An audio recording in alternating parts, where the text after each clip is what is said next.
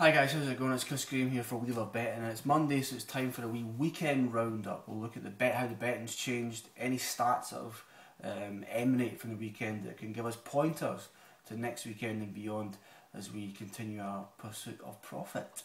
FA Cup, of course, dominated the weekend and some stunning results. I mean, I was slagging it off last week, but what an amazing weekend. The Manchester clubs dominate the betting. 5-2 favourites, Man City, United at 11-4. And Chelsea, Arsenal and Everton next in the betting. Luton are 1,000-1 outsiders after their amazing win over Norwich. 4 stats from me regarding the FA Cup this weekend. Firstly, Arsenal's resilience against lower league sides is palpable. They beat Brighton 3-2, of course. They're now unbeaten 34 games against lower league sides in the FA Cup, and we saw the big guns slip up in recent years. Liverpool, of course, slipped up yesterday against Oldham. Chelsea against Barnsley 5 years ago. United against Leeds. So we've seen the big sides, the traditional big sides, slip up. But Arsenal, no. The last time they lost to a lower league side was back in 1996 against Sheffield United. So a fantastic record, 34 unbeaten now in the FA Cup. It's what they do best, I would have to say. Macclesfield 0, Wigan 1. Wigan ending the Macclesfield dream. First time Wigan have reached the 5th round since 1987. In fact, I went dipping into the 1987 FA Cup, and they actually got to the quarter-finals that year. The 6th round, Wigan did. They lost to Leeds 2-0 in the quarter-finals. They were actually in the 3rd division then, Wigan. They finished 4th in the 3rd tier that particular year, but first time they've got this far in 26 years, so well done to them. Luton, of course, probably the stars of the weekend. The first non-league side to beat a top-tier side since Sutton in '89. They beat Norwich 1-0. First time they've actually beat a Premier League side since 1994. Cast your mind back to the quarter-finals in 1994 FA Cup quarter-finals. They beat West Ham 3-2. I actually remember watching it on Sports Night as a kid. Scott Oakes got a hat-trick that night. Great memories, and well done to Luton for getting to the 5th round. QPR were embarrassing. They got beat by MK Dons 4-0 down at home, but they came back, restored a little bit of pride by pulling it back to 4-2. Their record in the FA Cup is absolutely shocking.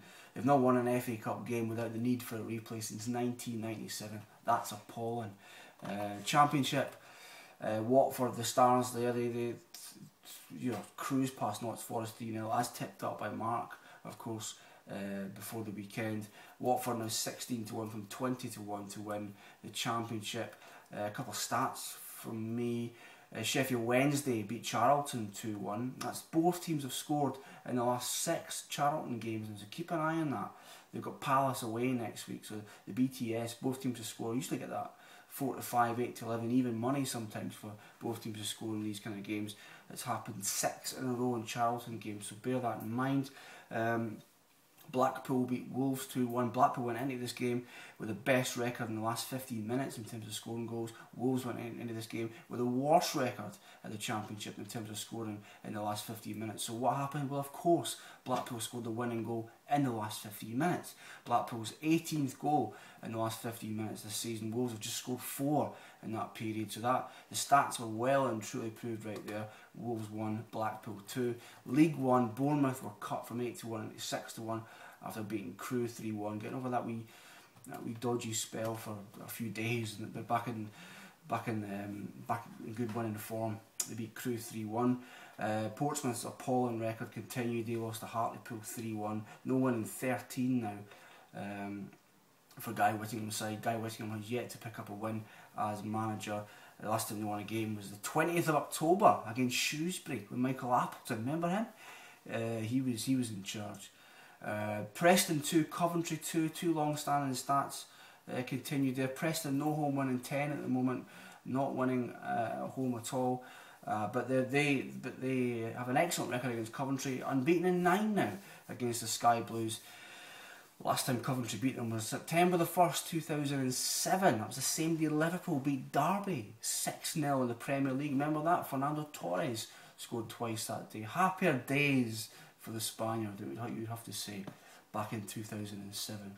And finally, League 2, Gillingham, Port Vale, 6-4 and 13-8 respectively. 3 stats. Burton Albion are an interesting team. They're a fantastic team at home, awful away from home, awful away. They've won 5 in a row at home now, 7 in the last 8 they've won at home, lost just 1 in 14. They're top of the home table in League 2. But if you look at their away form, it's abysmal. 1 away win in 8, and they're 22nd in the table in the away standings. So top of the home form and third bottom in the away table. So bear that in mind. Get busy with them when they're at home. Do not touch them when they're away from home. Dagenham and Redbridge 1, Morecambe 2. I like the stats simply because it was the 5th time in a row these sides have met and the games ended 2-1. What a really funny start, the kind of start that gets me excited. And finally, Rotherham 1, Bristol Rovers 3. Another team on the up at the moment. Bristol Rovers, without any doubt. John Ward's coming there replacing Mark McGee. 9 points in the last 12. Before that, he just won 1 in 11. So John Ward's woven his magic there, getting them winning games, getting them believing in themselves, and they've got Barnet at home this weekend. Maybe that's something you want to consider when you place your bets this weekend. Cheers.